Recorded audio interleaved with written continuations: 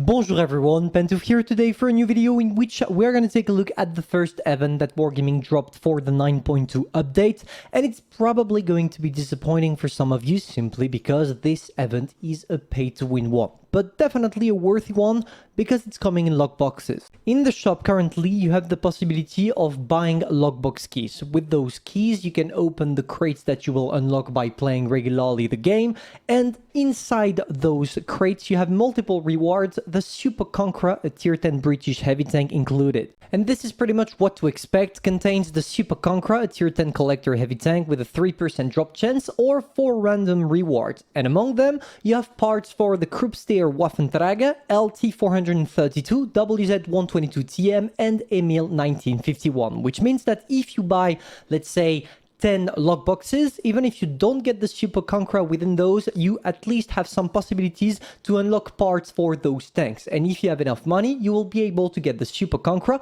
plus all the tanks that are listed right here. One last thing before we talk about the tank itself, I want to remind you that the lockboxes are worthy simply because, unlike the regular crates in which it's either you get the tank or you spend your money for nothing, here every time you roll you will get parts for tanks. So if you don't have any of the tanks I just listed, it's truly a great opportunity to spend some bucks and therefore go ahead and get your hands on those mighty premiums. On top of that, you only have to buy the keys as the crates are going to be unlockable through playing. So if you have a lot of time on your hands, just play the game until you unlock enough crates, and when you have enough, just buy those keys and bang, you get yourself some free premiums. I mean, not free obviously, but easily accessible premiums. Now, focusing on the Super Conqueror, I want to remind you that today is the day that Wargaming implemented the ranking system for the tier 10, and that it's an absolute steal because every time you want to unlock a new level, a new ranking level, it will cost you more than 200,000 credits.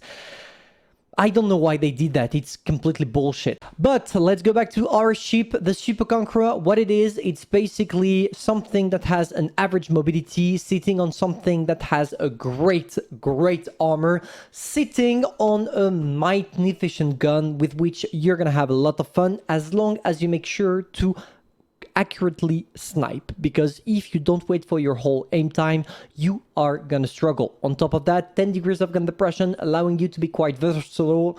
It's just your regular heavy with which you need to be in all down, only show your turret, and you should be good to go. On top of that, the turret has a weak spot, which is supposed to be the cupola, but in battle it's quite hard to get it, specifically if you're using your 10 degrees of gun depression, because it becomes impossible to see it. On top of that, the upper part of the tank is impenetrable except if you are using gold shell and you're a tank destroyer. Therefore, yeah, you are a bunker. And let me prove this to you with a little gameplay and a stanker with the tank. So we're playing on whatever the name of the map is, because I almost forgot all of them every time I play, but there is something to understand about this map. If you don't go in the town but rather go to the desert, you will have plenty of great positions for the Super Conqueror. I want to remind you once again that your main goal is to only show your turret. By the way, I want to specify it at the beginning of this video, but it's truly a tank that is made for everyone, from the pro player to the newbie that just started the game. Of course, if you have less than 2,000 or 3,000 games and not a single one in tier 10, you should first focus on the Tech Tree tier 10, but hey, if you have experience, then this tank is definitely for you. Of course, it looks like a lot of other tier 10 tanks that you can find. I'm thinking about the Type 71, but the Type 71 is not a collectible, therefore it doesn't have the great credit coefficient that you will have with the Super Conqueror. And on top of that, if you're lucky enough, you're gonna get it for 2 euros if within those 3% chances of getting it in a crate, you manage to get one. So what are we doing currently? We are using the rails, or at least the gun depression that we can get from the rails, in order to snap our shots through the tracks of the train. And it's working pretty effectively because currently we are having 8 500 damage. But don't worry guys, it's gonna climb again and again and again. So what we want to do right now is obviously, thanks to our great DPM, focusing on the tracks of the tank like the rest of my team is doing, because if you manage to immobilize all of them, then you will not struggle, the game is yours. And here I was lucky because the TVP was on the other side of the map and he decided to only snap one shell on me and go for the whole clip on the heavy that was near me. But not a problem, now I know what my tank is made of, I know that it's my time to shine and my time to unlock the situation, so I'm going in straight in hope to kill the T57 heavy before he reloads once again. I was counting on the fact that my tank is impossible to penetrate if you hide the lower part of the hull, which worked because in definitive I only got shot once by the T57 heavy and the two other shells did not make it. So I was quite proud of that little move, but don't worry, it's not gonna stop.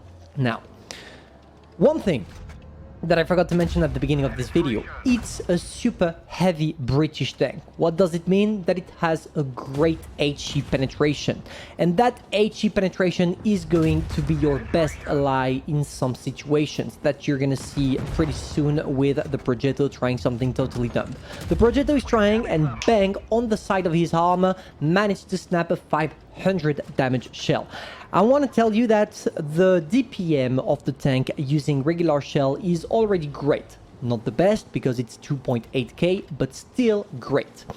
And if you add on top of that the HESH shells and you only shoot with your HE shells, then you can climb up to maybe, I don't know, maybe even 4,000 damage a minute. And here we're talking, because with 4,000 damage, of course, if you manage to penetrate, because you only have 100 or 108 millimeters of penetration with your HE, but when you're facing mediums, you're surrounded or you need to have fast kills, I can tell you that it's definitely one of your greatest advantage.